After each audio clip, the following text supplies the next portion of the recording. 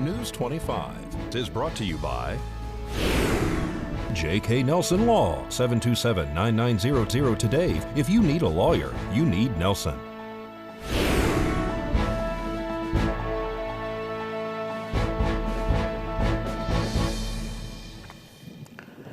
Three people are injured in a crash, and a local group is working hard to protect the public. News 25 starts now. This is News 25 with Deanna O'Donnell. News 25. Local coverage you can count on. Medics extricate a patient seriously injured in a crash. It's Friday, April 3rd. I'm Deanna O'Donnell. Well, traffic was diverted around a serious crash yesterday afternoon on Pahrumph's west side. Pahrump Valley Fire and Rescue, Nye County Sheriff's Office deputies and auxiliary units were dispatched to a two-vehicle accident yesterday afternoon that resulted in a single vehicle rollover. Medics attended to 3 patients in total. 2 were transported by ground ambulance to Desert View Hospital, and 1 was taken via Mercy Air to a trauma center in Las Vegas. The helicopter landed in the parking lot of Family Dollar store on the corner of Charleston Park and Barney. That is where the accident occurred. Fire crews stabilized 1 vehicle that was on its side and extricated that patient, which was reportedly in serious condition. Traffic was diverted around the scene while the Nye County Sheriff's Office deputies conducted the investigation. And a male driving a sports car was described as having some type of medical issue today that resulted in a crash.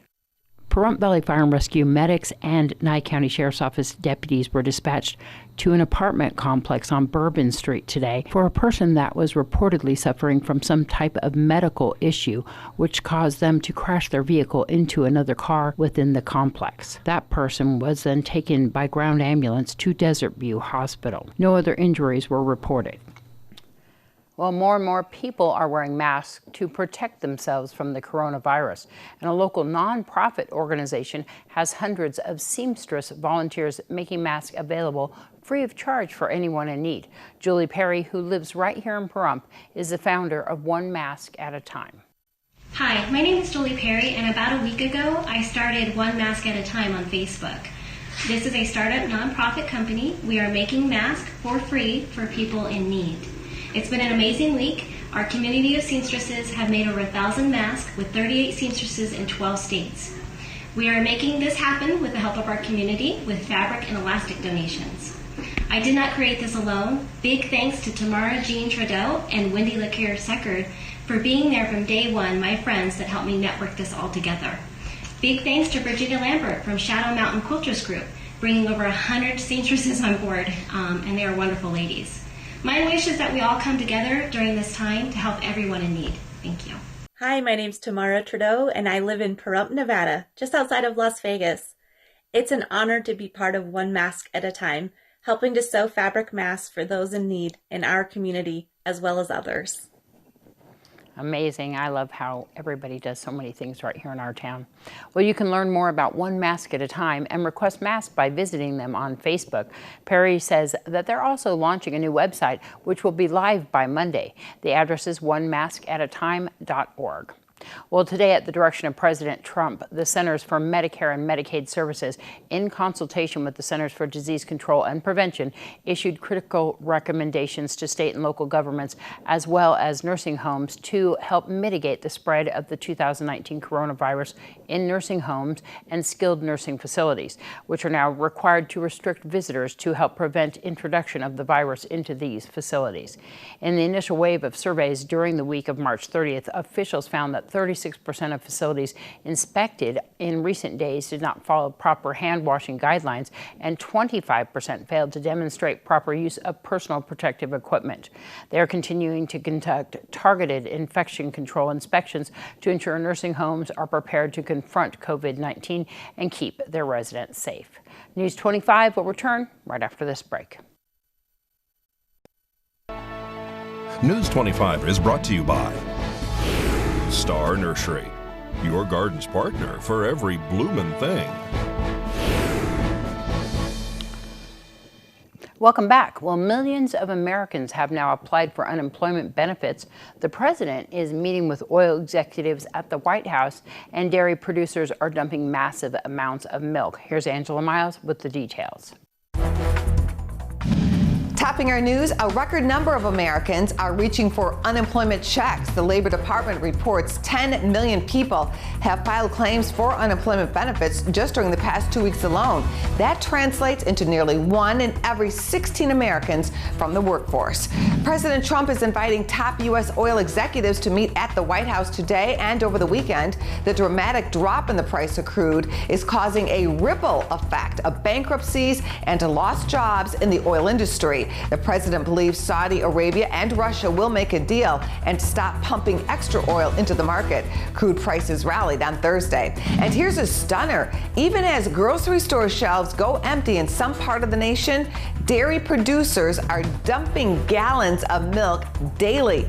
Reports out of Wisconsin say the Dairy Farmers of America are asking producers to dump milk until at least April 6th because the market is flooded. Well, Monday, April 6th at 10 a.m. is a special USDA food distribution at New Hope Fellowship, located at 781 West Street right here in Pahrump. There is no income requirements. Recipients must be able to show identification in the form of a driver's license or utility bill with a local Pahrump address. This is a drive-through only event. Please do not get out of your vehicle. You can contact Darlene Miller for more information at 775-764-0924. Well, thousands of people are hospitalized with COVID-19. After 10 days in intensive care, one man from rural Ohio is heading home. Erica Foreman has more on the special thank you he left for the team that saved his life. 38-year-old father of 3, Nick Brown, never expected a headache and fever to be COVID-19. Well, I actually assumed I just had the flu. Nick's symptoms worsened and he was hospitalized and diagnosed with novel coronavirus. A few days later, he was transferred to the intensive care unit at Cleveland Clinic. He was receiving mechanical ventilation and he was deeply sedated at that time. So he was in the first stages of the severe illness from the COVID, and we were trying to gauge how much lung injury he had. Nick was in ICU isolation, and the glass wall separating him from the care team became his window to the world. They would write goals that they wanted to see me accomplish for that day, specifically in my breathing and respiratory health. And then at the bottom, they wrote, "We will get you home." After 10 days in the ICU, several of those on a ventilator, and a cocktail of medications, including an experimental antiviral drug, Nick was moved to a regular hospital room. But first, he left a special message for the team that saved his life. I absolutely love them. They were amazing people. That's why I wrote the message I did on the wall, because I truly felt from them love. Every time I read it, it becomes even more strong for me. I mean, he calls us rock stars, but it's the other way around. He was in isolation for 10 days inside that room without being able to communicate, without being with his family. And he took this amazingly. I mean, he's a trooper, and he deserves all the credit. At Cleveland Clinic, I'm Erica Foreman. Definitely rock stars. Well, Nick's care team kept their promise and they got him home. He's currently recovering with his family and doing well. Dr. Mirlis encourages people to continue working together by practicing social distancing, staying home to stop the spread of COVID-19. We'll have more news right after this break. This segment of the news is brought to you by Mountain West Lawyers, Nye County's injury attorneys. Don't get bullied by insurance companies. Call Jason Ernest and bully them back at 775-727-9500.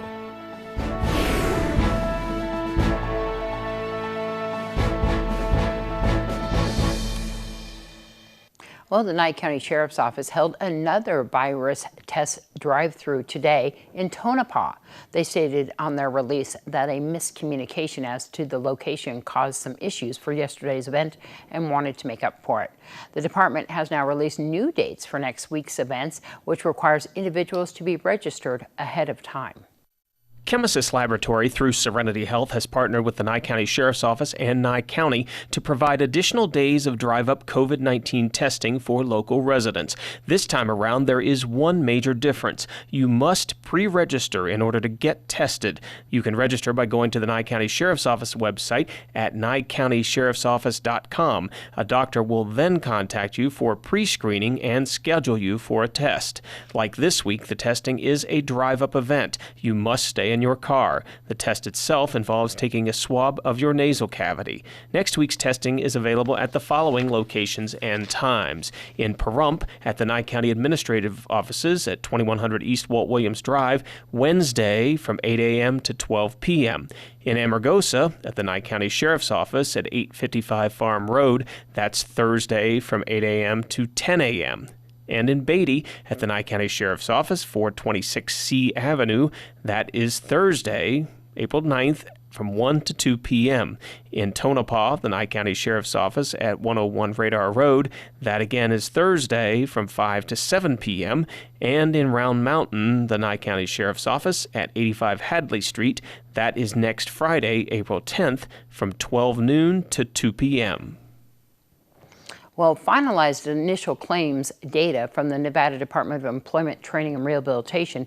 Initial claims for unemployment insurance totaled 71,942 regular initial claims for the week ending on March 28th, down 20,356 claims, or 22.1% compared to last week's total of 92,298.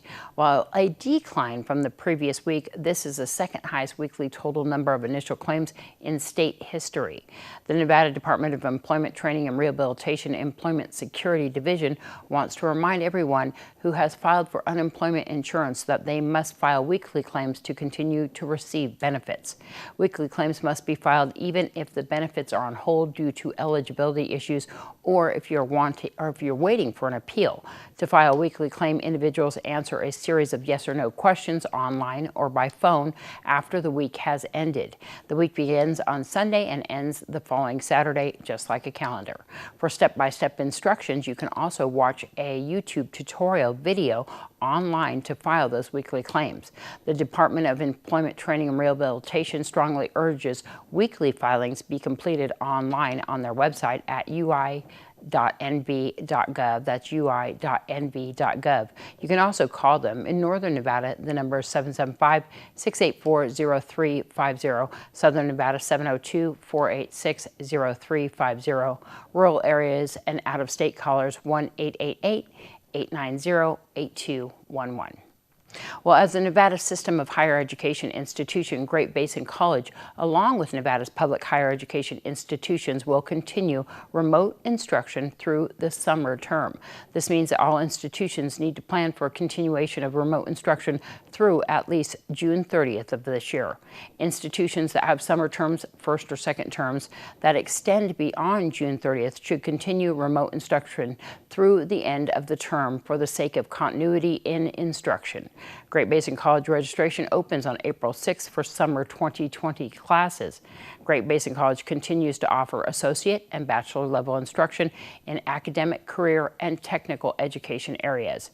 Great Basin College serves students enrolled online from across the country and on campuses and centers across 86,500 square miles, 2 time zones, and 10 of Nevada's largest counties. In today's Save a Pet, we meet Annie, a 9-year-old calico cat who ended up at Desert Haven Animal Society after her owner passed away. Darby O'Donnell joins us now with more. Today's Save a Pet is proudly sponsored by Jason Ernest with Mountain West Lawyers. Call 775-727-9500. Hi, I'm Darby here at Desert Haven Animal Society, and today we are joined with Annie.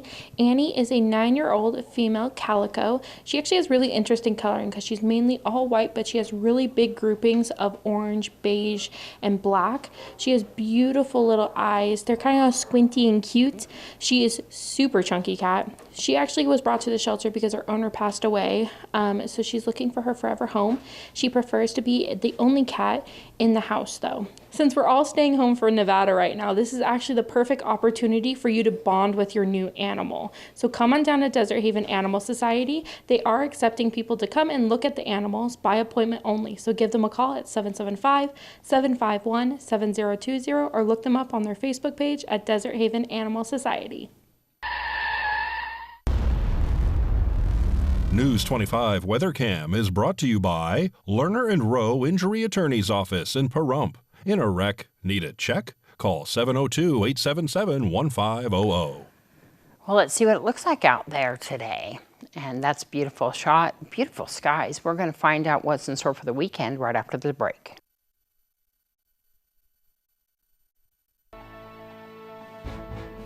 News 25 Weather is brought to you by Dairy Council of Nevada. The splash of cream in your coffee, the dollop of sour cream on your burrito, the melted toasty cheese on your pizza. Undeniably delicious, undeniably dairy. Enjoy what's real.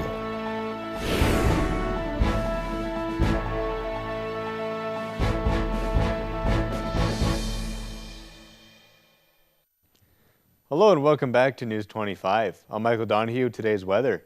In Las Vegas, we had a high of 74 degrees, a low of 51, 81 a low of 56 in Death Valley, 70 a low of 42 in Amargosa, 66-39 in Beatty, 59-29 in Goldfield, 56 for the high in Tonopah and Carson City, 28 for the low in Tonopah, 33 over in Carson City, 61 a low of 29 in Fallon, and 63 a low of 32 up in Fernley. Now today in Pahrump, we saw partly cloudy skies. Our high today was 70 degrees. Winds coming out of the southwest up to 5 miles per hour, 13% for our humidity, and our sunrise at 6:26 this morning. Now tonight we're going to see clear skies. Our low is going to be 44 degrees, 70 degrees outside currently with winds coming out of the east-southeast up to 7 miles per hour, 28% for our humidity, and 7:08 tonight for our sunset. Now looking into that 7-day, we do still have those high winds blowing in for this weekend, up to 17 miles per hour on Saturday, 22 miles per hour on Sunday. It's going to drop down to 12 miles per hour on Monday, but we also are seeing a 70% chance of rain. That's going to jump up to an 80% on Tuesday, and then down to a 40% on Wednesday and Thursday. So we're going to keep our eyes on that. Now temperature-wise, on Saturday, we're going to be seeing a high of 73 degrees, down to 69 on Sunday, 58 degrees for a high on Monday and Tuesday, 65 on Wednesday, down to 59 again on Thursday, and then next Friday we're going to be seeing a high of 67. Now our overnights on Saturday we're going to be seeing a low of 52 degrees. Then from Sunday all the way through next Friday we're just going to be hanging out in about those mid to high 40s, just anywhere between 44 and 49 degrees for that stretch of the week. So now with that we're going to throw it back to the desk with Deanna. All right, well, they held a Board of County Commissioners meeting today, and we streamed that on our local Pahrump Facebook page. They're also going to have another one on Tuesday morning, back to Tuesdays once again. So to find out more and to watch that stream, go onto our local Pahrump Facebook page, and you can see it all live. Well, that's going to wrap up this edition of News 25. I'm Deanna O'Donnell from all of us here at KPVM-TV and Ace Country Radio, 103.1 FM. You have a great weekend. We'll see you back here on Monday.